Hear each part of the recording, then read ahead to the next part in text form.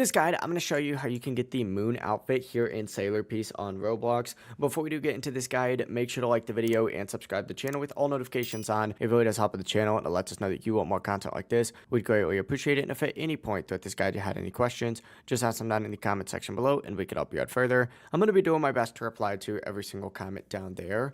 Now, first things first, what you need to do is actually make your way over to Boss Island. You can just teleport here using any of the teleporters on the map. But once you are here, go ahead and look for the boss summoner NPC, just like so.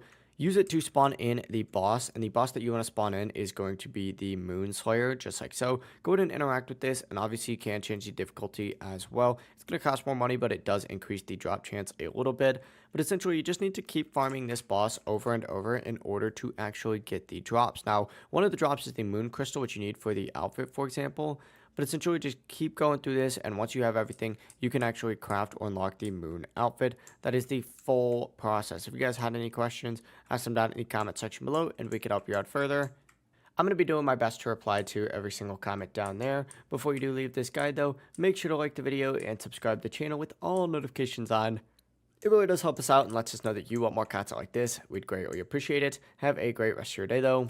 Peace.